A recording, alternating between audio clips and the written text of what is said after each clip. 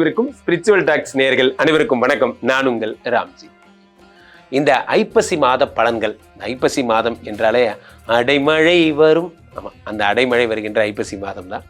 இதில் உங்களுக்கு என்னெல்லாம் நல்லது நடக்க போகிறது அப்படின்னு பார்க்குறோம். நிறைய நல்ல விஷயங்கள் இருக்குது. காரணம் என்ன தெரியுமா? குரு பகவான் உச்சம், சுக்கிர பகவான் ஆட்சி, செவ்வாய் பகவான் ஆட்சி, ஒரு ஊரே ஆட்சி. பார்த்தீங்கன்னா பிரதானமான ஆட்கள்லாம் இருக்காங்க பாருங்க. குரு, சுக்கிரன், செவ்வாய் போன்றவர்கள்லாம் சனி வேறு மங்கள சனியாக மாற போகிறாரு. இந்த மாதிரி நிறைய நல்ல விஷயங்கள்லாம் தாங்கி கொண்டு இந்த ஐப்பசி மாதம் பிறக்கிறது. இந்த ஐப்பசியில் சும்மா இருந்தால் கூட அவங்களுக்கு நல்லது நடக்கும். என்ன வேணால் வேலை செஞ்சுக்கோங்க. நீங்கள் என்ன தொழில் செஞ்சாலும் அந்த தொழிலில் நீங்கள் டாப்பர் ஆகக்கூடிய சகல விதமான அம்சங்களும் இந்த ஐப்பசி மாதத்தில் இருக்கிறது. அதனால் எந்தெந்த ராசிகளுக்கெல்லாம் குபேர யோகம் வருகிறது, எந்தெந்த ராசிக்காரர்களுக்கெல்லாம் குழந்தை பிறக்க போகுது, எந்தெந்த ராசிக்காரர்களுக்கெல்லாம் வெளிநாட்டு யோகம் கிடைக்கிறது, யாருக்கெல்லாம் கல்யாணம் ஆகுதுங்கிறத ராசி ரீதியாக நாம் பார்த்து விடலாம்.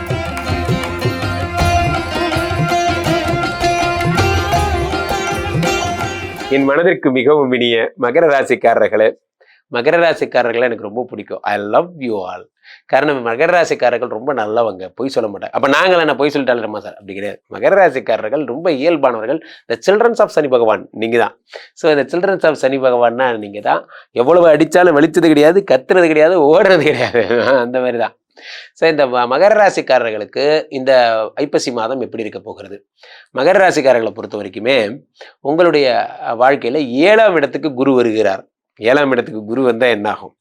7னா இவ்வளோ அழகாக யாரும் பார்த்தேன்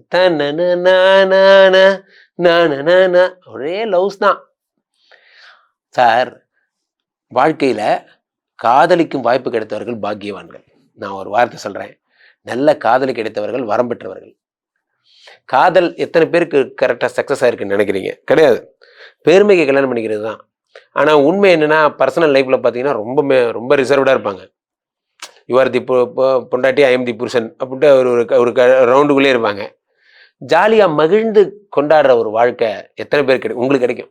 7ஆம் இடத்துல குரு பகவான் வந்துட்டாரு. பிரிந்து போன காதல் உங்களுக்கு மீண்டும் தேடி வந்து அமரும், உங்கள் மடியில் வந்து அமரும். அந்த மாதிரி ரொம்ப சந்தோஷமான விஷயங்கள்லாம் நடக்கும். 7ஆம் இடத்துல குரு பகவான் போது ஃபாரின் போக போறீங்க. ஒரே தூக்கி குரு பகவான் உங்களை கனடாவில் வச்சிருவார், அமெரிக்காவில் வச்சிருவார். ஒரே தூக்கு. வாழ்க்கையில் வேற லெவல் போக போறீங்க. வேற லெவல் வெறித்தனம். 7ஆம் இடம் என்பது பார்ட்னர்ஷிப்பு. நல்லா சம்பாதிக்க போறீங்க, சூப்பராக சம்பாதிக்க போறீங்க. 7ஆம் இடத்துல இருக்கிற குரு பகவான் 5ஆம் பார்வையாக 11ஆம் இடத்தை பார்க்கிறார். 11ஆம் இடம் என்பது பாதகாதிபதி செவ்வாயினுடைய வீடு. அந்த செவ்வாயை பார்த்து விடுகிறார். செவ்வாய் தருகின்ற பலன்கள் எல்லாம் அள்ளி தருகிறார். பார்த்து அடுத்து உங்கள் உடம்பை பார்க்குறார், உங்கள் உடம்பை தான் பார்க்குறார். இந்த சனி பகவான், அந்த குரு பகவான் மகரத்தை பார்க்கிறார். மகரத்தை பார்க்கும்போது என்ன ஆகுது? உடம்புல இருக்கக்கூடிய ரோகங்கள் எல்லாம் சரியாகிறது. என்னெல்லாம் பிரச்சனை உலகத்தில் உடம்புல இருந்ததோ அது எல்லாமே உங்களுக்கு சரியாகி விடுகிறது. அடுத்ததாக இந்த மகர ராசிக்காரர்களுக்கு 1ஆம் இடத்தை பார்க்கும் பொழுது, இந்த 1ஆம் இடம் என்பது என்ன அப்படின்னா, உங்களுடைய ராசி சம்பந்தப்பட்ட உங்களுடைய மென்டல் ஹெல்த்னஸும் அதுதான். ஏன்னா சந்திரனுடைய வீட்டில் தான் குரு பகவான் இருக்கார். நிறைய மகர ராசிக்காரர்களுக்கு மென்டலி பீஸ்ஃபுல்லாகவே இருக்க மாட்டீங்க. என்ன சார் வாழ்க்கை, ஒரே வெறுப்பாக இருக்குது, கம்பெனிக்கு போகிற மாதிரியே இருக்குது, கம்பெனிக்கு வர மாதிரியே இருக்குது, வெறுப்பாக இருக்குது சார் வாழ்க்கை போன்றவர்களுக்கெல்லாம் அதெல்லாம் சரியாகிறதுக்கான விஷயங்கள், மனதில் குதூகலமும் மகிழ்ச்சியும் நிரம்பி வரக்கூடிய ஒரு நல்ல மாதமாக இந்த மாதம் இருக்கும்.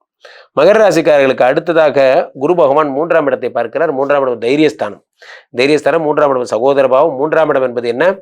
உங்களுடைய முயற்சி. இது எல்லாத்தையும் குரு பகவான் பார்த்துறாரு. இதில் முக்கியமான விஷயமே என்ன அப்படின்னா, இந்த மகர ராசிக்காரர்களுக்கு உங்களுக்கு சூரிய பகவான் 8 பாதகாதிபதி வீட்டில் இருக்கான். இங்கே தான் ஒரு ஆபத்து, இங்கே தான் விற்கிறாங்க கடவுள் ட்விஸ்ட்டு. மகர ராசிக்காரர்கள் வண்டி எடுக்கும்போது ஜாக்கிரதையாக இருக்கணும். வண்டியே எடுக்காதீங்க. என்ன கேட்டால் சொத்தை கொண்டு போய் பிளட்ஜ் பண்ணாதீங்க, அடமானம் வைக்காதீங்க, புதிய சொத்து, அறிமுகமில்லாத சொத்து வாங்காதீங்க. லிட்டிகேஷன் ப்ராப்பர்ட்டி சார், புறம்போக்கு இடம் சார், அப்புறமா காலப்போக்கில் அனுபவப்பட்ட மாதிரி வாங்கிக்கலாம், கவலைப்படாதீங்க சார், தைரியமாக வாங்குங்க சார். ஒரு தைரியமே வேணாம், ஒரு மண்ணாங்கட்டி வேணாம். சட்டத்துக்கு புறம்பான எந்த விஷயத்தையும் பண்ணாதீங்க, மாட்டிப்பீங்க. என்றைக்குமே நண்பர்களே, யாருக்கெல்லாம் கவலை இல்லை, நேரே போ நேரே வா. சட்டப்படி எதை பண்ணாலும் அவனுக்கு எந்த கவலையும் கிடையாது. சட்டத்தை மீறி நடக்கும் போது தான் ஒரு மனிதனுக்கு வாழ்க்கையில் பிரச்சனைகளே வருகிறது. அதை தயவுசெய்து உணர்ந்துக்கோங்க. சட்டத்தை மீறி எதுவும் செய்யாதீங்க. ஏன்னா நீங்கள் ஒரு எது வாங்கினாலும் சரி, ஒரு புதுசாக ஒரு லேண்டு வாங்க, எல்லாமே சட்டப்பூர்வமாக இருக்குது சார். பட்டா நம்பர் சொல்லுங்கள், அப்போ டக்குன்னு அடிக்கிறீங்க, இப்படி ஆச்சு, பொசிஷன் இப்படி இருக்குது. எதையுமே லீகலாக போகும்போது உங்களுக்கு எந்த பிரச்சனைகளுமே வராது. 8 நீச்சமாகும் போது உங்களுக்கு எண்ணங்கள் எல்லாம் எப்படியாவது சொத்து சேர்த்துணுன்னு எண்ணம் வந்துடும். எப்படியாவது சொத்து சேர்த்துரும். சார் நஞ்சையாவது புஞ்சையாவது சார் வாங்கி போடுங்க சார், அப்புறமா நஞ்சையை புஞ்சையா மாற்றிடலாம், ஒரு மண்ணாங்கட்டியும் மாற்ற முடியாது, அதெல்லாம் பண்ணாதீங்க. அப்படிலாம் ஆப்ஷன் இல்லை. யாராவது ஒரு பொய்யர்கள் ஏதாவது சொன்னாங்கன்னா அதை நம்பாதீங்க. இன்றைய தினத்தில் வந்து எல்லாமே டிஜிட்டல் ஆகிடுச்சு. இப்போ நீங்கள் ரெஜிஸ்ட்ரேஷன் பண்ணால் கூட அவ்வளோ டஃப்பாக இருக்குது. எட்டுக்குடையவன் நீச்சமாகும் பொழுது உயிர் சம்பந்தப்பட்ட விஷயங்களில் ரொம்ப ஜாக்கிரதையாக இருக்கணும். எட்டுக்குடையவன் வந்து உங்களுக்கு வந்து பாதகாதிபதி வீட்டில் இருக்கும் பொழுது சொத்து சம்பந்தப்பட்ட விஷயங்களிலும் ஜாக்கிரதையாக இருக்கணும். இதெல்லாம் நீங்கள் பத்திரமா பார்த்துக்க வேண்டிய விஷயங்கள்.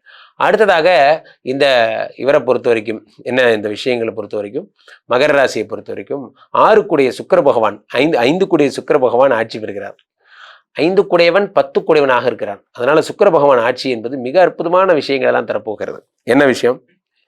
சுக்கிர பகவான் ஆட்சி என்பது என்னன்னா, உங்களுடைய புத்திர பிராப்தின்னு எடுத்துக்கலாம், யோகங்கள்னு எடுத்துக்கலாம், என்னென்ன நல்ல விஷயங்களோ எல்லாத்தையும் எடுத்துக்கலாம்.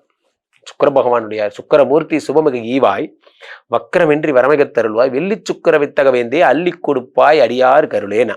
சுக்கிர பகவான் தருகின்ற அருளாலே காதல் வரப்போகிறது, திருமண வாழ்க்கை சரியா போகுது. மகர ராசிக்காரர்கள் மாபெரும் மகிழ்ச்சியோட ஹாப்பியா இருக்க போறீங்க. வண்டி மட்டும் ஓட்டாதீங்க, வண்டி ஓட்டினீங்கன்னா ஆபத்து, ஜாக்கிரதை. நண்பர்களே, இந்த ஐப்பசி மாதம் மட்டும்தான் மிக முக்கியமான 3 நிகழ்வுகள் நடக்கிறது. அது என்ன முக்கியமான 3 நிகழ்வு? நான் அப்படி கேட்டகரி வைஸா பிரிக்கிறேன் பாருங்க. ஃபர்ஸ்ட் விஷயம் என்ன? அக்டோபர் மாதம் 8ஆம் தேதியிலிருந்தே குரு பகவான் கடகத்துக்கு வந்து உச்சம் பெற்றுறார். பாயிண்ட் நம்பர் 1 தான். இந்த 12 கிரகங்கள்லயே மங்களத்துவம் பொருந்தியவர் இந்த குரு, தேவகுரு பிரகஸ்பதினு பேர். தேவகுரு பிரகஸ்பதி நினைத்தால் ஒரு உலகத்தையே உருவாக்குவார். அதனாலதான் அவர் குரு. அவர் உச்சம் பெறுகிறார். உச்சம் பெற்றவர் சகலவிதமான நன்மைகளையும் உலகத்துக்கே செய்யப்படுறார். அடுத்ததாக அதுல உங்களுக்கு செய்யறதுல பெரிய விஷயம் ஒன்றும் கிடையாது. அவருடைய பாதகங்கள் பணிந்து பக்கத்தில் இருக்கிற குரு கோயில் இருந்தா போய் பாருங்க. நவகிரகங்கள்ல குருவை வழிபட்டாலே போதும். அதே மாதிரி இந்த குரு சந்திரனுடைய வீட்டில் எழுந்தருளி இருப்பதே ஒரு குரு சந்திர யோகம் தான். அதுக்கு அடுத்து குருவனுடைய 5ஆம் பார்வையாக விருச்சிகத்தை பார்க்கிறார். இந்த விருச்சிகம் என்பது உங்களுடைய என்ன வீடு? காலபுருஷனுக்கு 8ஆம் வீடு. அதை குரு பகவான் பார்ப்பதே ஒரு யோகம் தான். அது குரு மங்கள யோகம் என்று அழைக்கப்படுகிறது. அடுத்ததாக இந்த குரு பகவான் அடுத்து எதை பார்க்கிறாரு? மீனத்தை பார்க்கிறாரு. அந்த மீனத்தை பார்க்கிறதே ஒரு யோகம் தான். ஏன் சொல்லுங்க? அந்த இடத்துல இவர் இருக்காரு, சனி பகவான் இருக்காரு. அதை குரு பார்க்கும் பொழுது மங்களச்சனியா மாறுறாரு. இதுதான் பாயிண்ட் நம்பர் 1. காலபுருஷனுக்கே 2ஆம் இடமாகப்பட்ட இது உலகத்துக்கே பணத்தை தரக்கூடிய கடவுளாக சுக்கிர பகவான் இருக்கிறார். காதலுக்கான கடவுளாக சுக்கிர பகவான் இருக்கிறார். இந்த 2 சுக்கிர பகவான் ஆட்சி பெற்று விட்டார். ஆட்சி பெற்ற சுக்கிரனால் பணவரவு உண்டாக போகிறது. இந்த உங்களுடைய குடும்ப வாழ்க்கையில சந்தோஷங்கள் உண்டாகிறது. இந்த 2 சுக்கிர பகவான் உங்களுக்கு ஆட்சி பெறுகிறார் உலகத்துக்கே. அதனால உங்களுக்கும் இதுல பெரிய விஷயங்கள். அடுத்ததாக உலகத்துக்கே லேண்டு, வீடு, மாடு, மனை போன்ற வாங்கி தரக்கூடிய மிக முக்கியமான ஆள் யாருன்னா செவ்வாய். இந்த செவ்வாய் குரு பார்வை பெற்று மங்கள செவ்வாயாக மாறி லேண்டு விஷயங்களை அள்ளி தரப்போகிறார். இதெல்லாம் நடக்கின்ற கோல்டன் மந்த்னா அது இந்த ஐப்பசி மாதம் மட்டும்தான். இதை குரு வந்து கடகத்தில் அமர்ந்து செவ்வாயை பார்த்து மகரத்தை பார்த்து குரு ஊரு பார்க்குற எல்லாம் கண்டென்ட்டாகவே போயிட்டு இருக்கு. அதே மாதிரி இந்த இவ்வளவு நாள் உச்சமா இருந்த புத பகவான் இப்போ வந்து இதுக்கு வந்திருக்கார், துலாத்துக்கு வந்திருக்கார். இவ்வளவு நாள் நீச்சமா இருந்த சூரிய பகவான் நகர்ந்திருக்கார். இது அத்தனையும் பார்க்கும் பொழுது நீங்கள் செய்ய வேண்டியதெல்லாம் ஒன்றே ஒன்றுதான். எந்த வேலையில நீங்க இருக்கீங்களோ அந்த வேலையை தொடர்ந்து செய்யுங்க. எந்த வேலையை புதுசாக ஜாப் சேஞ்ச் ஓவர் எதுவும் பண்ணாதீங்க. அதே மாதிரி புதிய முயற்சிகள் எதுவும் எடுக்காதீங்க. இப்போ நீங்க எந்த வேலையில இருக்கீங்களோ அந்த வேலையில தீவிரமா ஒர்க் பண்ணுங்க. நீங்கள் இன்னும் அதிக உயரத்தை அடைய வேண்டுமா?